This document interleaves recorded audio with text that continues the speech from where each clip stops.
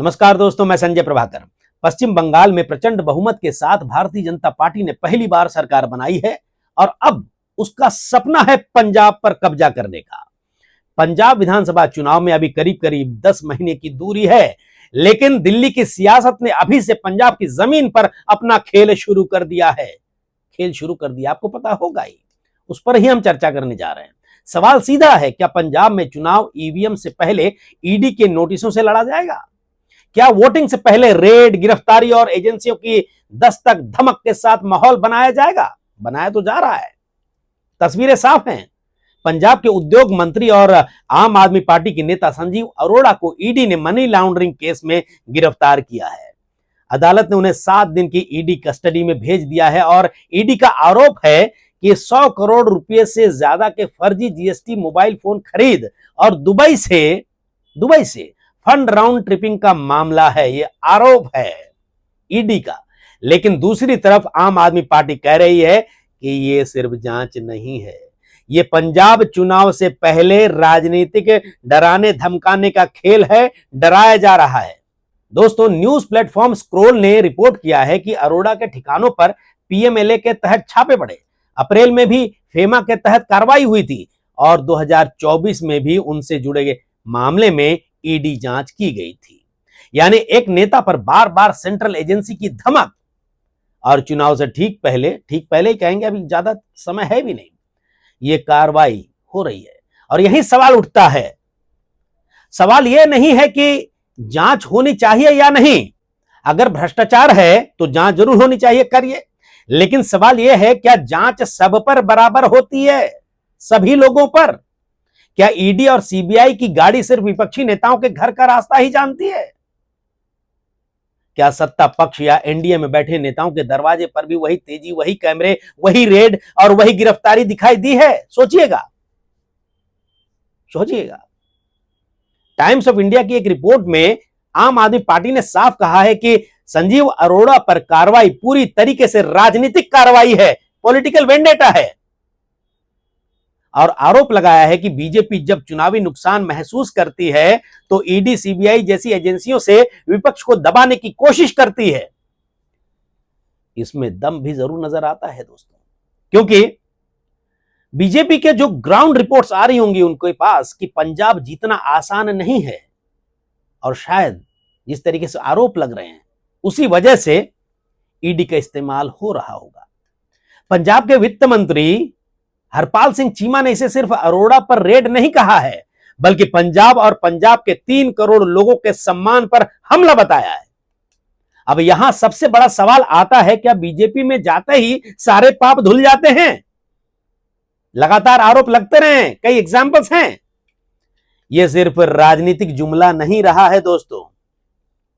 Indian express ने अप्रैल 2024 में एक बड़ी जांच रिपोर्ट छापी थी, और ये सारी बातें जो मैं आपको बता रहा हूं ना दोस्तों, ये मेरे ऑनलाइन रिसर्च में बहुत सारे इंफॉर्मेशन आए हैं, उनको इकट्ठा करके मैं आपके सामने रख रहा हूं, उसके मुताबिक आपको बता रहा हूं।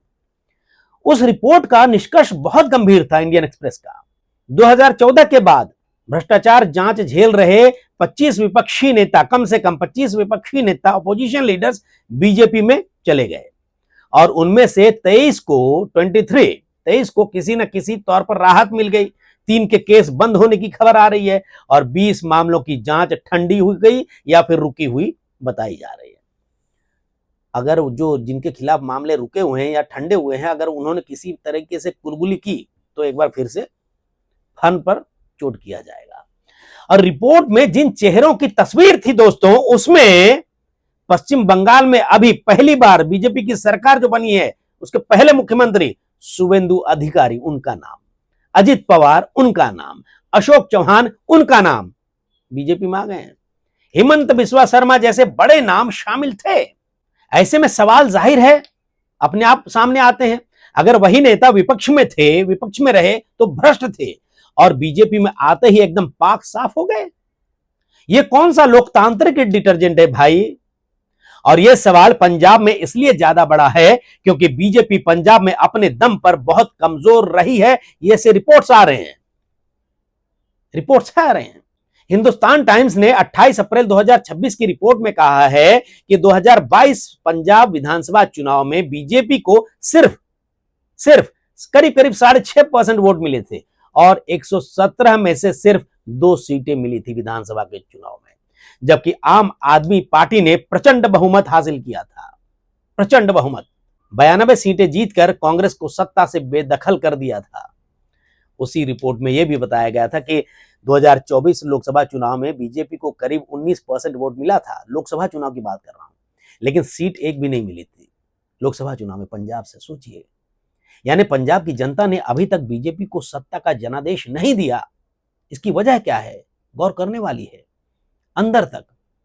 तो सवाल उठता है, जहां वोट से रास्ता मुश्किल हो, क्या वहां एजेंसियों से रास्ता बनाया जाएगा? ऐसा तो लग रहा है, जो आरोप लग रहे हैं उसी तरीके से रास्ता बनाया जा रहा है। अब आम आदमी पार्टी सरकार के कामकाज पर भी हमको बात करना चाहिए, क्योंकि यही असली पॉलिटिकल जो है वॉर है, पॉलिटिकल लड़ाई है। अगर पंजाब में आम आदमी पार्टी पूरी तरीके से फेल होती तो बीजेपी को ईडी की जरूरत नहीं पड़ती। और बीजेपी को ग्राउंड रिपोर्ट्स ऐसे आ भी रहे होंगे कि आने वाले विधानसभा चुनाव में आम आदमी पार्टी को हराना बहुत मुश्किल है। तो बीजेपी को ईडी की जरूरत क्यों पड़ रही है, आप समझ सकते हैं। जनता खुद फैसला देती है, लेकिन कई रिपोर्ट्स में पंजाब सरकार ने अपने कामकाज को लेकर बड़े आंकड़े पेश किए हैं। दोस्तों, आंकड़े पेश किए हैं। इंडियन एक्सप्रेस ने मार्च 2026 में, अभी 2-3 महीने पहले ही, एक रिपोर्ट पब्लिश किया कि पंजाब सरकार ने दावा किया है कि राज्य का डेट टू जीएसडीपी रेशियो जो है औसत, वो 4 साल में 4% अंक जो है वो घटा है। और पंजाब रेवेन्यू ग्रोथ जो है, पंजाब का जो रेवेन्यू ग्रोथ है, राजस्व का जो ग्रोथ है, वो देश के टॉप 3 राज्यों में शामिल हो गया है, ऐसी खबरें आई। और उसी रिपोर्ट में बताया गया कि पंजाब का ओन टैक्स रेवेन्यू 2021-22 के करीब करीब 37,000 करोड़, 37,327 करोड़ से बढ़कर 2024-25 में करीब करीब 58,000 करोड़ रुपए तक के आंकड़े को छू गया। यानी कि पंजाब का विकास हो रहा है, रेवेन्यू भी बढ़ रहा है आम आदमी पार्टी की सरकार में। और शिक्षा की बात करें तो शिक्षा के मोर्चे पर एनडीटीवी ने रिपोर्ट किया है कि पंजाब के सरकारी स्कूलों ने नेशनल अचीवमेंट सर्वे 2024 में टॉप पोजीशन हासिल की और पंजाब ने केरल को पीछे छोड़ा, रिपोर्ट्स बताते हैं। और सरकारी स्कूलों के 740 छात्रों ने जेईई और करीब करीब 1300 छात्रों ने नीट क्लियर किया। और रिपोर्ट में मुख्यमंत्री भगवंत मान के हवाले से कहा गया कि पंजाब के सरकारी स्कूलों के छात्र नेशनल एवरेज से 18% ज्यादा स्कोर कर रहे हैं और 118 स्कूल्स ऑफ एमिनेंस में से 60 शुरू हो चुके हैं। तो ऐसे में जनता पूछेगी, अगर स्कूल बेहतर हो रहे हैं, रेवेन्यू बढ़ रहा है, नौकरियां दी जा रही हैं, तो चुनावी बहस इन मुद्दों पर क्यों नहीं होती है? ईडी की रेड पर क्यों हो रही है बातें? रोजगार पर इंडिया टुडे ने 3 अप्रैल 2026 को रिपोर्ट किया कि पंजाब की आम आदमी पार्टी सरकार ने 4 साल में 65,000 से ज्यादा सरकारी नौकरियां देने का दावा किया है। और इसमें से, इस 65,000 जो नौकरियां हैं, इनमें से शिक्षा विभाग में करीब करीब 16,300 नौकरियां, पंजाब पुलिस में करीब करीब 13,000 नौकरियां और बिजली विभाग में करीब करीब 8,25,000 नौकरियों का आंकड़ा बताया गया। अब ऐसे में सवाल यह है कि अगर सरकार का दावा झूठा है तो राजनीतिक बहस में काटिए भाई, आंकड़ों से काटिए, बहस कीजिए, जनता के बीच जाइए। लेकिन अगर हर चुनाव से पहले एजेंसी की एंट्री होगी, ईडी सीबीआई की, तो आम जनता में ये बातें आएंगी और जनता, पब्लिक जो है सब जानती है। अच्छा, ऐसा भी नहीं है कि आम आदमी पार्टी सरकार पर सवाल नहीं उठे हैं, ऐसा नहीं है। कांग्रेस नेता प्रताप सिंह बाजवा ने इंडियन एक्सप्रेस में छपी रिपोर्ट के अनुसार, मैं आपको बता रहा हूं, आम आदमी पार्टी सरकार को कानून व्यवस्था, ड्रग्स, अस्पतालों और कर्ज के मुद्दे पर घेरा उन्होंने कहा कि ड्रग्स की समस्या अभी भी परिवारों को तबाह कर रही है, सरकार अस्पतालों की हालत सुधारने में नाकाम रही है और राज्य का कर्ज बढ़ रहा है। यह कांग्रेस का आरोप है। जाहिर आरोप लगाएगी, क्योंकि कांग्रेस को सत्ता से बेदखल किया आम आदमी पार्टी ने प्रचंड बहुमत के साथ। लेकिन तस्वीर का दूसरा पहलू भी है जो आपको सुनना चाहिए, जानना चाहिए, जिसे नजरअंदाज बिल्कुल नहीं किया जा सकता। पंजाब सरकार ने युद्ध नशे विरुद्ध अभियान चलाया हुआ है। सैकड़ों OOAT clinic, de addiction centre और बॉर्डर से ड्रग्स की सप्लाई रोकने के लिए एंटी ड्रोन सिस्टम जैसी व्यवस्थाओं पर जोर दिया। और यह बात सरकारी दावों के साथ कई रिपोर्ट्स में आई भी है।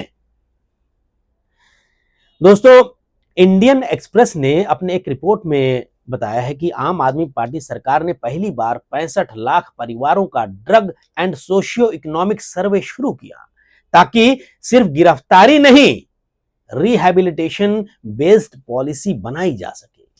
दूर की बात है। टाइम्स ऑफ इंडिया की रिपोर्ट्स में सरकार का दावा है कि हजारों ड्रग तस्करों पर कार्रवाई हुई और स्पोर्ट्स, यूथ एंगेजमेंट और एनफोर्समेंट को एंटी ड्रग स्ट्रेटेजी का हिस्सा बनाया गया। दोस्तों, एनडीटीवी की एक रिपोर्ट है, उसका हवाला लेते हुए मैं आपको बता रहा हूं। एनडीटीवी और कई और प्लेटफॉर्म्स में भी पंजाब सरकार के एंटी ड्रग इंफ्रास्ट्रक्चर और एनफोर्समेंट पुश का जिक्र हुआ है। यानी आम आदमी पार्टी समर्थक जो है, जो उनको समर्थन करते हैं, मानते हैं आम आदमी पार्टी के नीतियों को, यही तर्क दे रहे हैं कि पिछली सरकारों की तरह सिर्फ बयानबाजी नहीं है, बल्कि सिस्टमैटिक इंटरवेंशन की कोशिश हुई है आम आदमी पार्टी की सरकार के तरफ से जनहित में, पंजाब के विकास में। भले ही विरोधी कह रहे हो, विपक्ष वाले कह रहे हो कि जमीन पर नतीजे अभी बिल्कुल पूरी तरीके से संतोषजनक नहीं है। यानी पंजाब में आम आदमी पार्टी सरकार पर गंभीर सवाल है, लेकिन यही लोकतंत्र की खूबसूरती है। विपक्ष सवाल पूछे, मीडिया सवाल पूछे, जनता फैसला करे।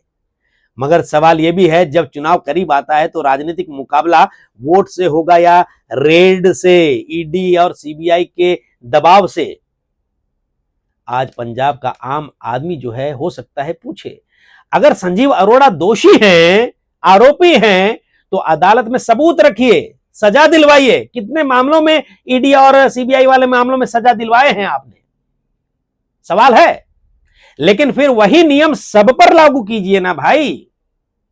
जो भ्रष्टाचारी है, जिनके ऊपर बहुत बड़े बड़े आरोप हैं, वो अगर बीजेपी के बाहर हैं तो गंभीर आरोप, उन पर रेड, उनके खिलाफ जांच।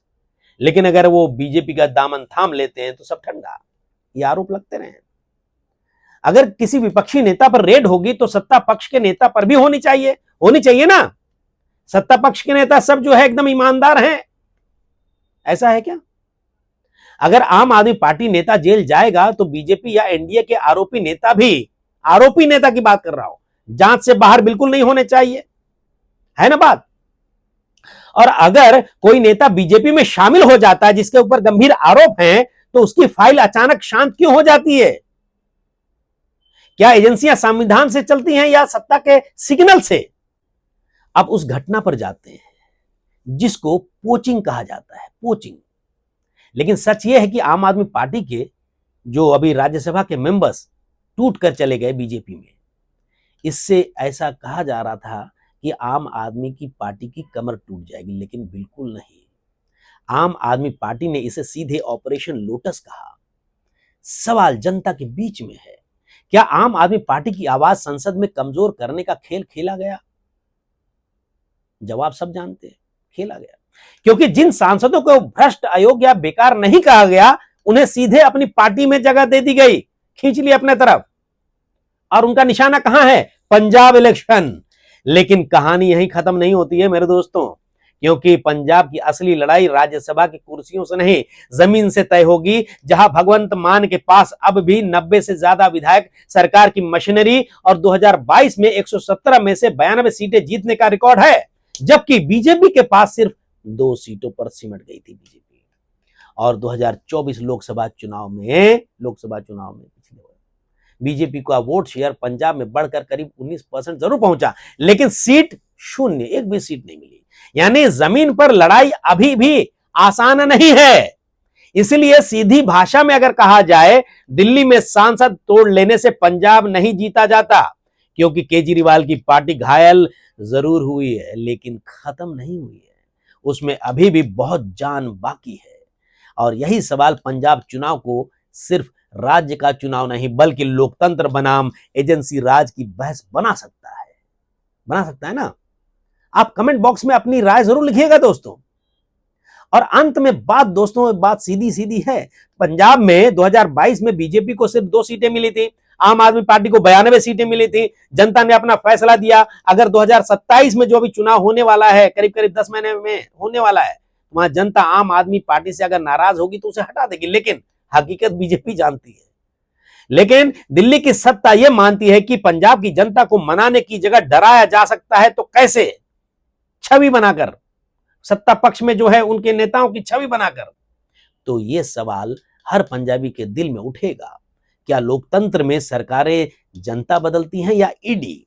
और यही असली मुद्दा है दोस्तों, यही असली सवाल है, और यही पंजाब चुनाव का सबसे बड़ा राजनीतिक ब्लास्ट बन सकता है, वोल्केनिक इरप्शन।